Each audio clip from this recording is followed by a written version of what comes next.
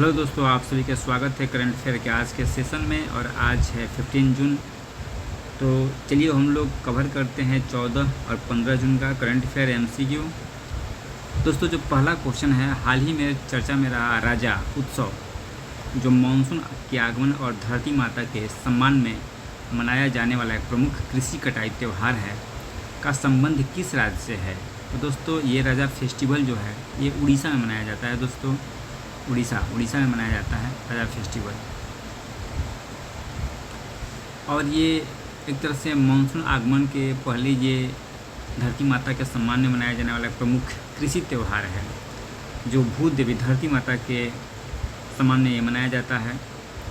और ऐसा एक पारंपरिक मान्यताओं के अनुसार, जो ट्रेडिशनल कल्चर मान्यताएं हैं, उसमें जो भूदेवी है उनके मेंस्ट्रुएशन साइकिल से ये समय गुजरता है, जिसके कारण से जो कृषि गतिविधियाँ हैं, जैसे जुताई है, बुआई पर पूरी तरह से रोक लगा दी जाती है, ताकि धरती माता को विश्राम मिल सके। उड़ीसा के जो प्रमुख अन्य त्यौहार जो एग्जाम में पूछे जा सकते हैं वह नुआखाई, बहुत इंपॉर्टेंट है। नुआखाई ये भी एक कृषि त्यौहार है। नए चावल के स्वागत में मनाया जाता है, नए राइस हार्वेस्टिंग के समय ये मनाया जाता है। बाली यात्रा, कटक में महानदी के तट पर मनाया जाने वाला एक उत्सव है बाली यात्रा। छऊ नृत्य, ये उड़ीसा के मयूरभंज डिस्ट्रिक्ट में जो मयूरभंज छऊ नाम से ये मनाया जाता है।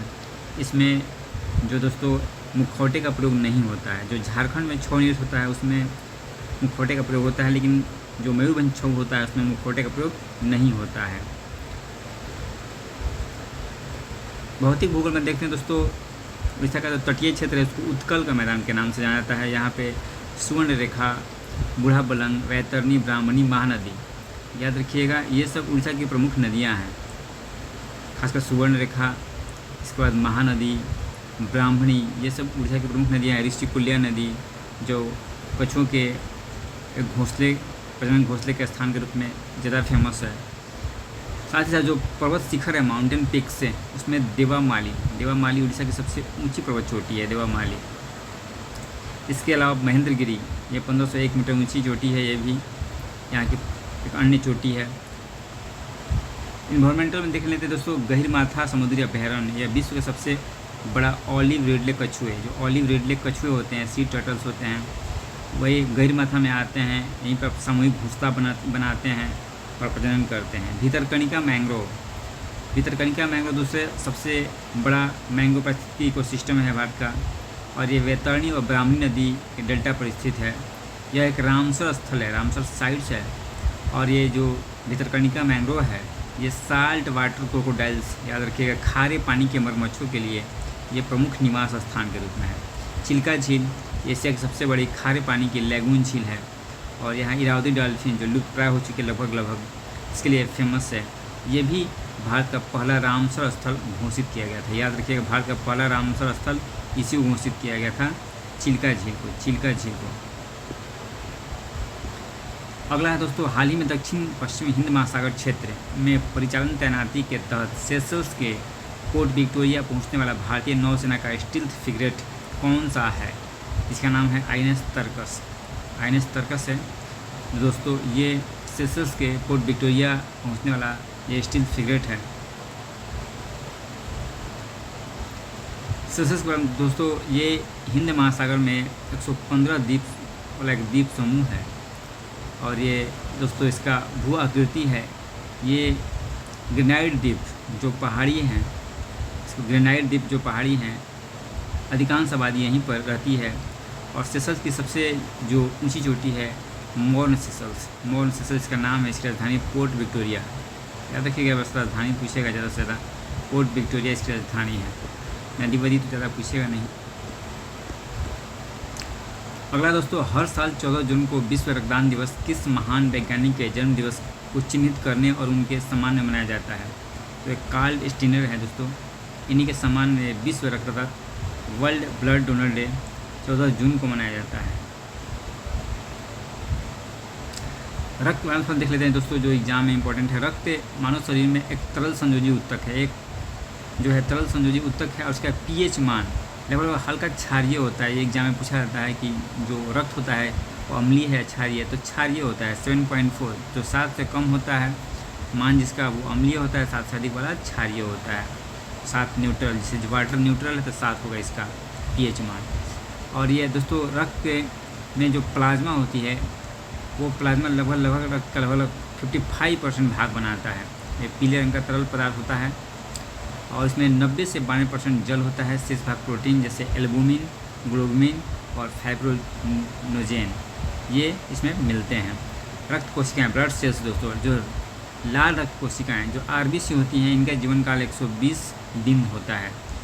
जो रेड ब्लड सेल होती हैं इनका जीवन काल 120 दिन होता है। इसमें न्यूक्लियस जो केंद्रक है नहीं पाया जाता है और ये हीमोग्लोबिन इसमें पाया जाता है, जिसके कारण ये रेड होती हैं। आयरन कंपाउंड इसमें मिलता है और ये ऑक्सीजन का परिवहन करती हैं। पूरे बॉडी में ऑक्सीजन का परिवहन यही रेड ब्लड सेल करती हैं।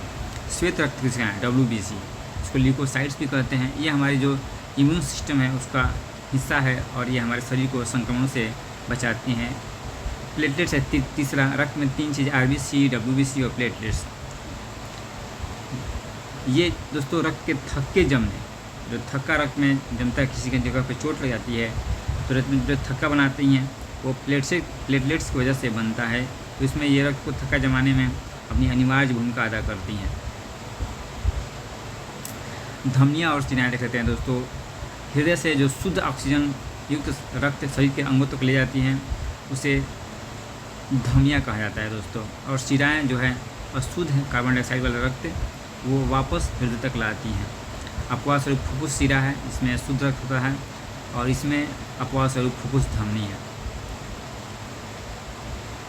कुछ दोस्तों रक्त से संबंधित बीमारियाँ होती हैं, जैसे एनीमिया। ये रक्त में आयरन में कमी से होता है एनीमिया। बॉडी में पूरा आयरन कमी हो जाती है और जो रेड ब्लड सेल है उनकी कमी हो जाती है। ल्यूकेमिया, ये सामान्य भाषा में इसे ब्लड कैंसर कहा जाता है। ब्लड कैंसर का मतलब एग्जाम पूछा जाता है। ल्यूकेमिया मतलब ब्लड कैंसर। हीमोफीलिया एक आनुवंशिक विकार है, जेनेटिक डिसऑर्डर है। इसमें क्या होता है कि व्यक्ति को रक्त का थक्का जमने वाले प्रोटीन जो हैं वो कम हो जाते हैं।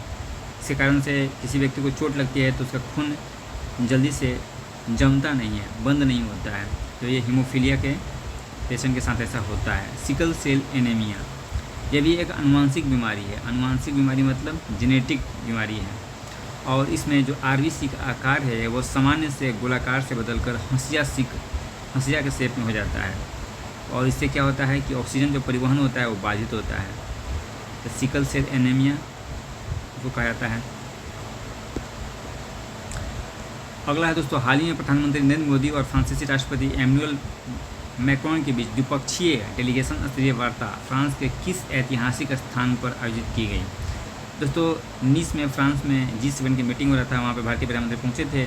तो भारत ने G7 के अलावा फ्रांस के साथ अपने द्विपक्षीय संबंधों को मजबूत करने के लिए विला कैरिलोस पे जो है द्विपक्षीय डेलीगेशन स्तरीय वार्ता संपन्न की गई है फ्रांस और भारत के बीच में। और इसका जो प्रमुख उद्देश्य है कि डिफेंस के सेक्टर में और टेक्नोलॉजी के सेक्टर में और व्यापार के सेक्टर में किस तरह से जो है सहयोग को बढ़ावा दिया जा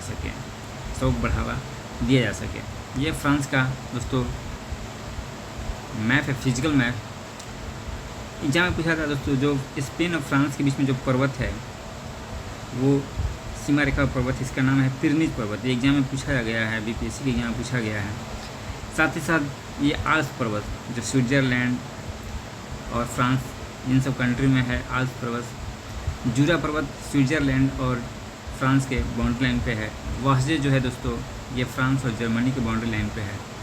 और जो प्रमुख नदियां हैं वो राइन नदी जो फ्रांस की सबसे आग से निकलती है दोस्तों, ये जो प्रमुख राइन नदी है।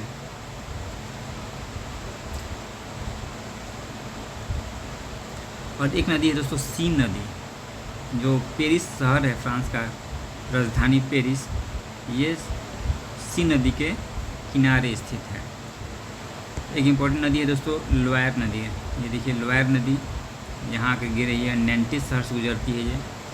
और एक है गैरुनी, ये गैरुनी यहाँ पे। बाकी छोटी छोटी नदियाँ हैं, ये इम्पोर्टेंट नदी हैं।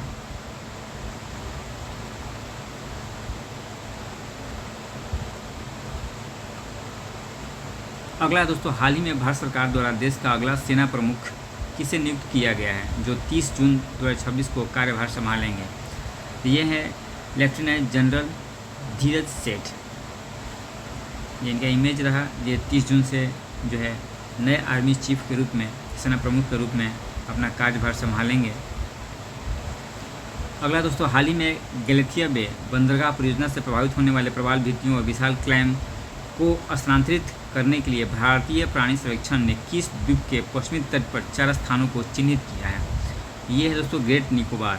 ग्रेट निकोबार दोस्तों, यहीं पर जो हमारा गैलेथिया बे है, देखिए यहाँ पे देखिए गैलेथिया बे, 4 चिन्हों को चिन्हित किया गया है। ये गैलेथिया बे, दूसरा स्थान ये है, तीसरा स्थान ये है, चौथा स्थान ये और प्लांट। एक कैम्बेल बे है, कैम्बेल की खाड़ी, और एक गैलेथिया बे। इंदिरा पॉइंट जो निकोबार सबसे दक्षिणतम बिंदु भारत का, ये इंदिरा पॉइंट है निकोबार द्वीप समूह, ग्रेट निकोबार आइसलैंड में ये है।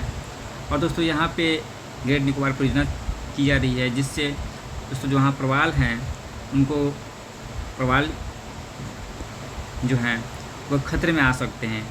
इन सब चीज़ों पे वहाँ पे भारतीय प्राणी सर्वेक्षण के द्वारा सर्वेक्षण किया जा रहा है। देखते हैं डिटेल में। ग्रेट निकोबार की स्थिति दोस्तों, ग्रेट निकोबार अंडमान निकोबार द्वीप समूह का सबसे दक्षिणी द्वीप है। अंडमान निकोबार में निकोबार, अंडमान और निकोबार 2 द्वीप समूह हैं। तो निकोबार जो द्वीप समूह है सबसे दक्षिणतम है ग्रेट निकोबार, और ये भूमध्य रेखा के अत्यंत निकट है। 6 डिग्री 45 नॉर्थ अक्षांश पे स्थित है ये।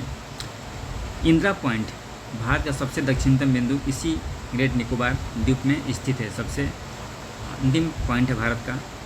और ये माउंट थुलियर जो पर्वत शिखर है, ये ग्रेट निकोबार द्वीप समूह की सबसे ऊंची चोटी है।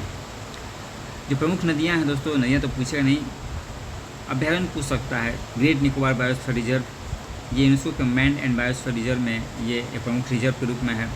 गैलेथिया राष्ट्रीय उद्यान जो अभी बताया मैंने, गैलेथिया राष्ट्रीय उद्यान गैलेथिया बे के पास है। कैम्बेल राष्ट्रीय उद्यान जो कैम्बेल बे खाड़ी के आसपास है। इसके साथ ही साथ दोस्तों प्रवाल भित्तियों के लिए बहुत मशहूर है अंडमान निकोबार द्वीप समूह। खनिज संसाधन में दोस्तों ये EEZ का अंदर आता है। तो यहाँ समुद्री संसाधन, मत्स्य पालन, नीली अर्थव्यवस्था यानी ब्लू इकोनॉमी के लिए दृष्टिकोण से इंडिया के लिए बहुत महत्वपूर्ण स्थान रखता है। आदिम जनजातियाँ हैं जो पूछा जाता है एग्जाम में, सोमपेन जनजाति जो है दोस्तों, ये मोंगलायड मूल समूह की शिकारी संग्रहकर्ता जनजाति है, ये सोमपेन ग्रेट निकोबार में। इसके बाद निकोबारी, ये भी जनजाति ग्रेट निकोबार में प्राप्त होती है, मिलती है, पाई जाती है। नेक्स्ट है दोस्तों, भारतीय रक्षा बलों की वायु रक्षा क्षमताओं को मजबूत करने के लिए रक्षा अनुसंधान एवं विकास संगठन द्वारा विकसित प्रोजेक्ट पूसा मुख्य रूप से किस प्रकार की हथियार प्रणाली से संबंधित है?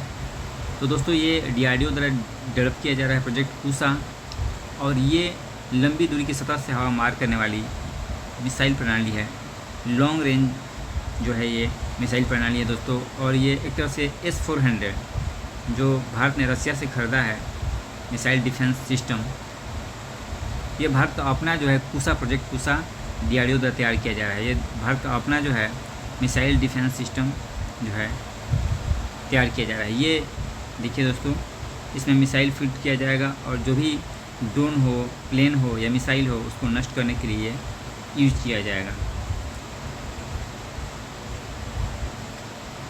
अगला है दोस्तों, हाल ही में भारत सरकार द्वारा श्रम बाजार संकेतकों को मजबूत करने और उनकी समय समय पर समीक्षा करने के लिए गठित उच्च स्तरीय तकनीकी विशेषज्ञ समिति का अध्यक्ष किसे नियुक्त किया गया है? ये प्रोफेसर अलख एन शर्मा को नियुक्त किया गया है। ये जो भारतीय श्रम बाजार के संकेत मार्केट इंडिकेटर्स हैं उनको मजबूत करने के लिए और समय समय समीक्षा करने के लिए ये विशेषज्ञ समिति गठित किया गया है प्रोफेसर अलख एन शर्मा के नेतृत्व में। तो दोस्तों आज के कंटेंट पे इतना ही था। Thank you.